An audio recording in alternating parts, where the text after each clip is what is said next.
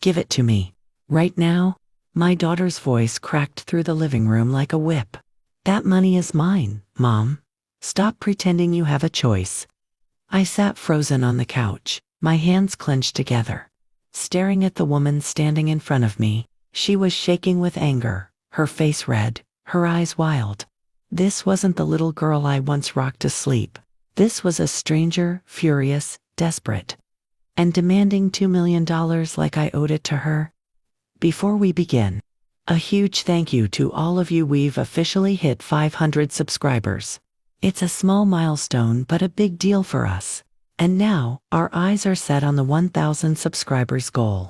To help us get there, please hit the like button, subscribe so you never miss a story, and let me know in the comments where you're watching from and how you're doing. Your support truly encourages us and keeps this channel going now. Let's jump into the story. I'm not refusing to help, I said quietly. I just can't give everything away. My daughter laughed sharp and bitter. Help? You live alone. You barely spend money. What are you going to do with $2 million at your age? Those words landed hard. As if being 67 meant my future no longer mattered. The argument hadn't come out of nowhere. 3 weeks earlier, I'd received a call from my late brother's lawyer. My brother had passed away suddenly, leaving everything to me. He never married, never had children. Just worked, saved, and lived simply. And now, somehow, all of it had turned into a war. That Sunday morning, my daughter showed up earlier than usual. Too early. She smiled too much, spoke too softly. I knew that tonette was the same one she used when she wanted something. At first, she talked about her stress, her debts, the pressure. Then she reached for my hand and said, "Mom, I need you to fix this." When I told her I needed time to think, something snapped inside her. She stood up, pacing the room. "You're selfish. You always were," she shouted. "I'm drowning, and you're hoarding money like it's a trophy." Then came the words I can never forget. "Shut up and hand it over. Now." The door slammed so hard after she left that the pictures on the wall shook. I didn't cry that night. I didn't sleep either. I just lay there, staring at the ceiling, wondering how love had turned into a threat. By morning, I knew one thing for sure. This wasn't over. And the next move wouldn't be mine, it would be hers. I didn't sleep that night. Every time I closed my eyes, I heard her voice again. "Give it to me now." At 5 in the morning, I gave up. I sat up in bed, wrapped in the silence of a house that suddenly felt too big for one person. I made coffee out of habit, not hunger, and watched the sun rise through the kitchen window like nothing in the world had changed. But everything had. On the table lay the thick envelope my brother's lawyer had handed me weeks ago. I hadn't opened it since Sunday. My hand shook as I pulled it closer. Inside were documents, bank statements, and a handwritten letter folded carefully in half. The letter stopped me. "Dear Eleanor, if you're reading this, I'm gone. I didn't leave much to the world, but what I saved for you. Use it to live without fear. Don't let anyone pressure you into giving away your peace. You've already given enough in this life. With love, Robert." Tears blurred the words. My brother had always been quiet, but he saw things clearly, too clearly. By mid-morning, the phone rang. My heart jumped. For a brief, foolish second, I hoped it was my daughter calling to apologize. It wasn't. "Mrs. Miller, this is Stephen Clark," the man said. "I'm the attorney who handled your brother's estate. I wanted to check in. Have there been any complications?" I hesitated, then told him everything. The visit, the yelling, the demand. There was a pause on the line. "I need you to listen carefully," he said. "That money is legally yours. No one, not even your daughter, has any right to it." "But she's desperate," I whispered. "She says she'll lose everything." "Desperation doesn't create entitlement," he replied calmly. "Pressure often escalates in situations like this. I strongly recommend you protect yourself. Protect myself. From my own child. That afternoon, my neighbor Margaret came by. One look at my face and she knew. We sat at the kitchen table while I told her everything. She didn't interrupt once. When I finished, she reached across the table and squeezed my hand. "Eleanor," she said gently, "this isn't about money anymore. This is about control." Her words settled deep in my chest. That evening, my phone buzzed again. A text message from my daughter. "You have until the end of the week. After that, I won't ask any more." I stared at the screen, realizing something terrifying. She wasn't bluffing, and whatever came next would be far worse than shouting. By Wednesday morning, the entire neighborhood felt different. Not louder, not hostile, just watchful.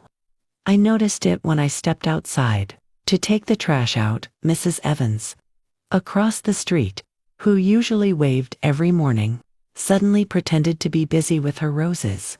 2 houses down, someone I barely knew glanced at me, then quickly looked away. My phone buzzed again. Another message from my daughter. "I've been patient. Don't make me do this the hard way." I deleted it without replying, but my hands were shaking. That afternoon, Margaret came over with a container of soup. She didn't say much at first, just sat with me while I stirred it on the stove. Then she finally asked, "Has she contacted anyone else?" I didn't answer right away, because deep down, I already knew the truth.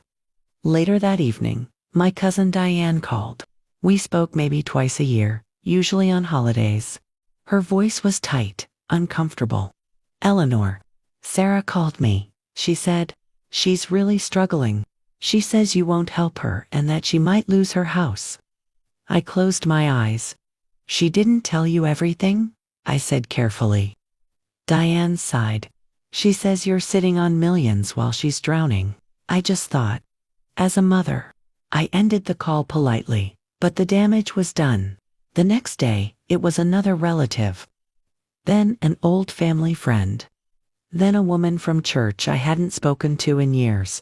Each conversation followed the same pattern: concern wrapped in judgment. Sympathy for my daughter. Quiet disappointment in me. By Friday, I couldn't go to the grocery store without feeling eyes on my back. 2 women whispered near the produce section. I caught my name. Then the word "heartless." I drove home and cried in my car. That night, I finally called the lawyer again. "She's turning people against me," I said. "I feel like I'm on trial without ever stepping into a courtroom." Stephen's voice was steady. "This is emotional pressure, and it often escalates." "Escalates how?" I asked. "She may threaten legal action, or try to paint you as incapable of managing your affairs." My stomach dropped. "You mean?" "She could say I'm not mentally fit." "Yes," he said gently. "It happens more often than you'd think."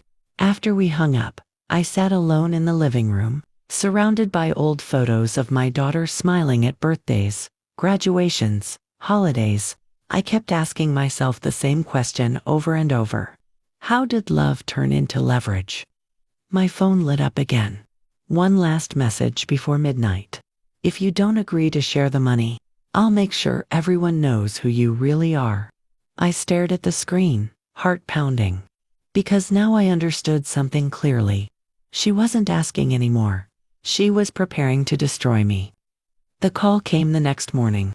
I was standing in the kitchen, staring at a cup of coffee I hadn't touched, when my phone rang.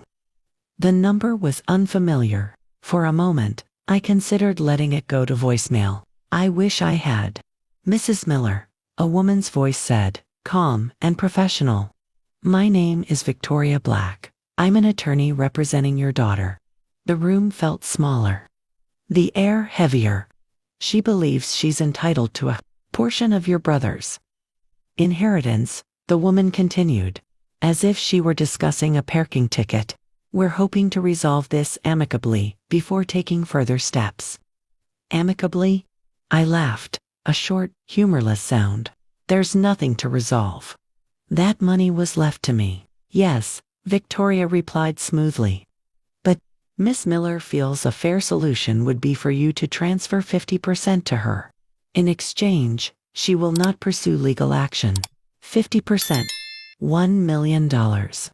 My hands went cold. That's a threat, I said. I'd prefer to call it an opportunity, she answered. Court proceedings can be stressful, especially at your age. I ended the call without another word. Within minutes, I was shaking so badly I had to sit down. My own daughter had hired a lawyer. Not to talk, not to reconcile, to take. I called Margaret, my voice breaking before I could stop it. She's suing me. Margaret didn't hesitate. You need your own lawyer. Today. By afternoon, I was sitting in a small downtown office across from Stephen Clark. He listened carefully, his brow tightening as I explained everything. She doesn't have a case, he said firmly. Your brother's will is airtight, but that won't stop her from trying. Why would she do this? I asked.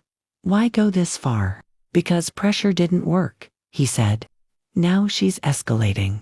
Stephen laid out a plan: secure accounts, change passwords, document every message, and, most importantly, stop all direct contact. She may try something else, he warned, including questioning your mental capacity. The words made my chest tighten. She wouldn't do that. Stephen met my eyes. Desperation makes people dangerous. That night, my phone exploded with messages.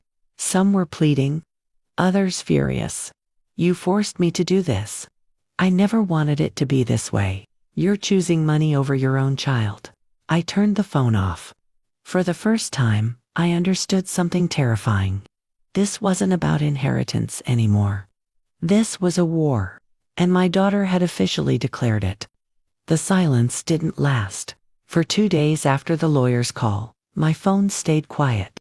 No texts, no voicemails, no pounding on the door. I almost let myself believe she had backed off. Then the rumors started. It began with a voicemail from a woman I barely recognized. Eleanor, I don't know if this is true, but Sarah says you're not well, that you're confused, that people are taking advantage of you. My stomach dropped. By that afternoon, the looks returned. Longer this time, sharper. At the pharmacy, the cashier hesitated before handing me my receipt, studying my face like she was trying to solve a puzzle. At church, 2 women stopped talking the moment I sat down. She's telling people I'm losing my mind, I told Margaret, my voice hollow. Margaret's jaw tightened. That's a line you don't cross. The next day, Stephen called. Your daughter has filed a motion, he said carefully. She's requesting the court appoint a temporary guardian to oversee your finances. I couldn't breathe. A guardian? For me? She's claiming you're vulnerable and being influenced, he explained. It's a common tactic when inheritance claims fail. So she's trying to take control without touching the money directly. I whispered. Yes, he said, but we'll fight it. That afternoon, I locked myself in the bedroom and cried until my chest hurt. Not because I was afraid of losing the money, but because my own child was trying to erase my independence, my voice, my life. When the knock came at the door, I ignored it. Then the knocking turned into pounding. Mom, open the door. My daughter shouted. I just want to talk. I stood on the other side of the door, heart racing, hands trembling. Please, she cried. I'm worried about you. Everyone is. Everyone. I didn't open the door. Later that night, Stephen called again. You're going to need a psychological evaluation, he said. It's the fastest way to shut this down. An exam? I asked. Like I've done something wrong. I know it feels insulting, he replied gently, but it protects you. I agreed. The evaluation took 3 hours. Questions, memory tests, conversations about my life, my routines, my decisions. At the end, the doctor smiled.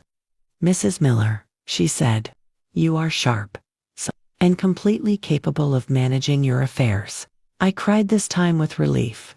But when I got home, there was another message waiting. A single sentence from my daughter. You passed this round. But I'm not done. I stared at the screen, cold all over. Because now I knew the truth. She wasn't trying to help me anymore. She was trying to break me. The fear didn't disappear overnight. But something inside me shifted. For weeks, I had been reacting answering calls, defending myself, explaining, apologizing for things I didn't do. I had let my daughter drag me into her chaos, her anger, her desperation. That morning, I woke up and realized I was done begging to be understood. I called Stephen before breakfast. "I want to go on record," I said. "No more silence. No more tiptoeing." "That's wise," he replied. "Documentation and boundaries are power." We spent hours organizing everything: screenshots of messages, voicemail recordings, call logs, witness statements from neighbors who heard her shouting. Stephen filed a formal response to the guardianship request, attaching the psychological evaluation and a sworn statement from the doctor.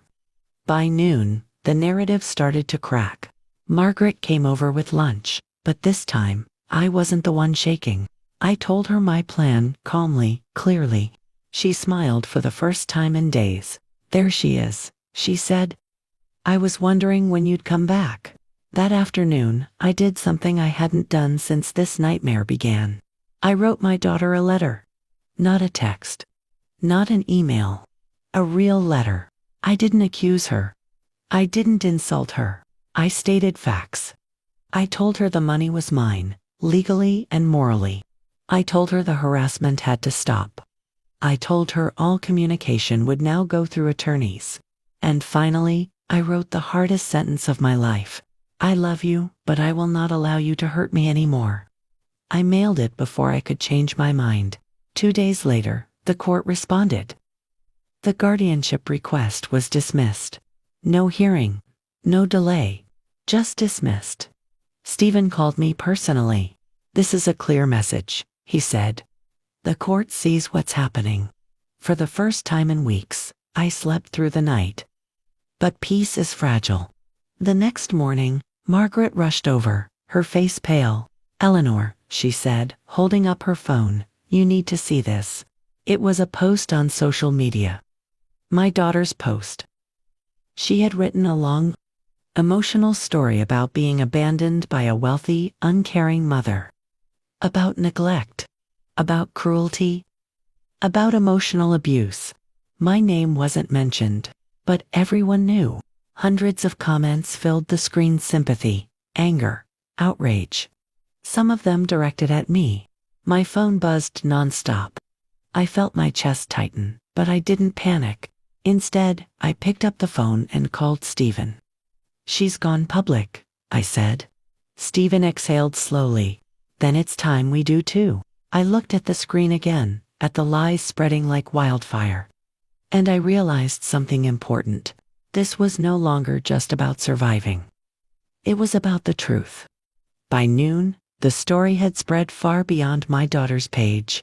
Friends from years ago. Distant relatives. Even people I barely remembered from my old job were sharing her post, adding their own opinions like fuel on a fire they didn't understand. I stopped reading the comments. Stephen advised me to. "The truth doesn't need to argue with noise," he said. "It needs evidence."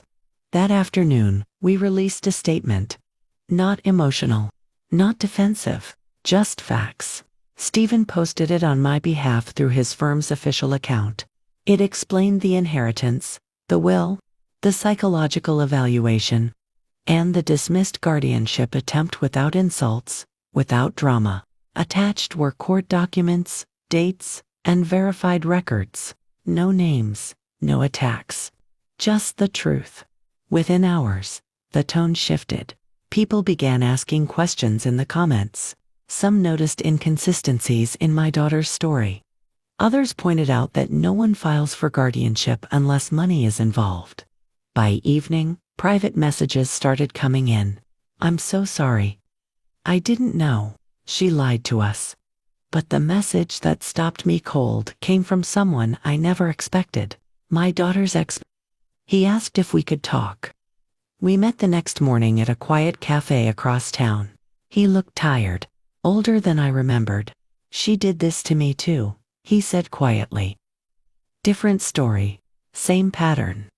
He told me about false accusations, about pressure, about threats when he refused to hand over money he didn't have, about how he walked away with nothing but relief.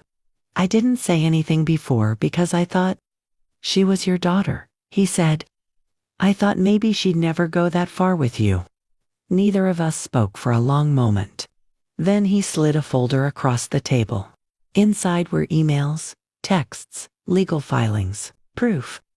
That afternoon, Stephen added the documents to our case file. The next day, my daughter's post disappeared. Her account went private. The comments stopped. The calls stopped. For the first time since this began, the silence felt real.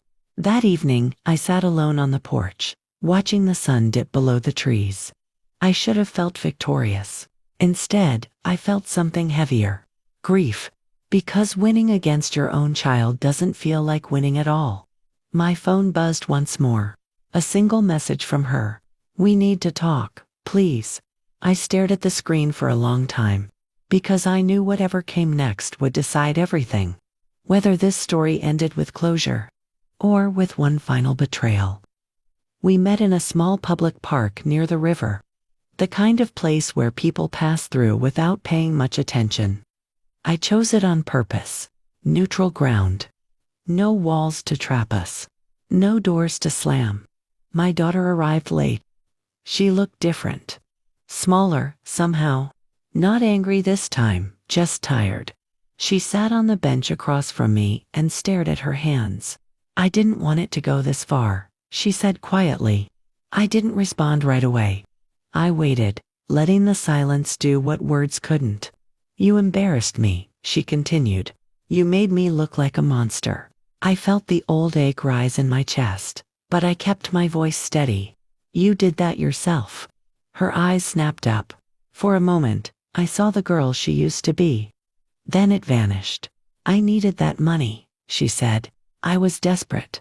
So was I replied. I was desperate to keep my dignity. My safety, my right to exist without fear. She looked away. I told her about the letter my brother wrote. About his warning. About the line she crossed. When she tried to take my independence. Instead of asking for help. I raised you to be strong, I said. Not cruel. Tears finally came. Quiet ones. Real ones, maybe. I don't know how we fix this, she whispered. I stood up slowly. We don't. Not today. Her face crumpled. So that's it? No, I said gently. That's the boundary. I told her I loved her. That I always would. But love didn't mean surrender. And forgiveness didn't mean access. If you ever want a relationship again, I said, it will be without threats, lies, or money. She didn't answer. I walked away. The court case ended quietly a month later. No settlement.